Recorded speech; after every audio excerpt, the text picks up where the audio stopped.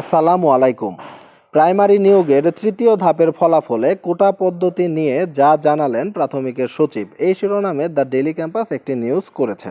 এই নিউজে তারা কি লিখেছে চলেন সেটির বিস্তারিত দেখে নেওয়া যাক।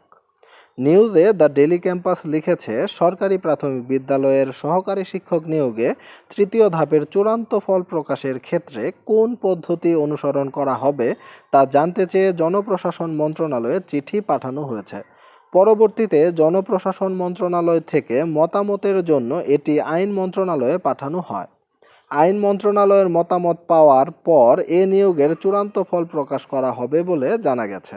গতকাল রবিবার প্রাথমিক ও গণশিক্ষা মন্ত্রণালয়ের একাধিক কর্মকর্তার সঙ্গে আলাপকালে এ তথ্য জানা গেছে। মন্ত্রণালয়ের একটি সূত্র জানিয়েছে, সরকারি প্রাথমিক বিদ্যালয়ে সহকারী শিক্ষক নিয়োগের ক্ষেত্রে মন্ত্রণালয়ের নিজস্ব একটি বিধিমালা রয়েছে। এ বিধিমালা অনুসরণ করে দীর্ঘদিন ধরে নিয়োগ কার্যক্রম চালিয়ে আসছে অধিদপ্তর। এমনকি 2018 সালে কোটা বাতিলের পরও নিজেদের নীতিমালা অনুযায়ী নিয়োগ দিয়েছে তারা। ওই সূত্র জানায়, জুলাই গণ অভ্যুত্থানের প্রেক্ষাপটে কোটা নিয়ে নতুন করে পরিপত্র জারি করে আওয়ামী লীগ সরকার। নিজেদের বিধিমালা নাকি নতুন পরিপত্র অনুযায়ী নিয়োগ কার্যক্রম চালানো হবে সে বিষয়টি নিশ্চিত হতেই মতামত চাওয়া হয়েছে।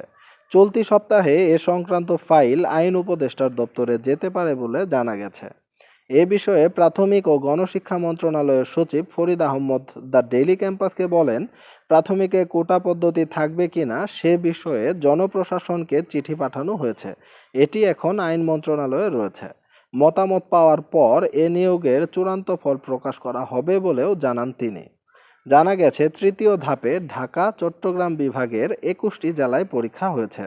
লিখিত পরীক্ষার সংশোধিত ফল গত 22 এপ্রিল প্রকাশিত হয়। এতে 46,199 জন প্রার্থীকে মৌখিক পরীক্ষার জন্য নির্বাচিত করা হয়। আর এই পরীক্ষা 29 মার্চ শুক্রবার সকাল 10টা থেকে বেলা 11টা পর্যন্ত জেলা পর্যায়ে অনুষ্ঠিত হয়। 2023 সালের 14 জুন এই নিয়োগ বিজ্ঞপ্তি প্রকাশ করা হয়। গত 29 মার্চ এই দুই বিভাগের লিখিত পরীক্ষা অনুষ্ঠিত হয়। সরকারি প্রাথমিক বিদ্যালয়ের সহকারী শিক্ষক পদে তৃতীয় ধাপে ঢাকা ও চট্টগ্রাম বিভাগের লিখিত অর্থাৎ এমসিকিউ পরীক্ষার ফল গত 21 এপ্রিল প্রকাশ করা হয়। সরকারি প্রাথমিক বিদ্যালয়ে সহকারী শিক্ষক নিয়োগ পরীক্ষার তৃতীয় ধাপের 3টি পার্বত্য জেলা ছাড়া ঢাকা ও চট্টগ্রাম বিভাগের 21টি জেলায় লিখিত পরীক্ষার সংশোধিত ফল পরের দিনই আবার প্রকাশ করা হয়। প্রাইমারি তৃতীয় ধাপের নিয়োগে কোটা অনুসরণ করা হবে কিনা এ সম্পর্কিত দ্য ডেইলি ক্যাম্পাসের করা নিউজটি তো দেখলেন। তো এই ব্যাপারে যদি আপনাদের কোনো মতামত থাকে তাহলে অবশ্যই কমেন্টে লিখুন। দেখা হবে নতুন কোনো গুরুত্বপূর্ণ নিউজ নিয়ে। ততক্ষণ পর্যন্ত ভালো থাকুন। আল্লাহ হাফেজ।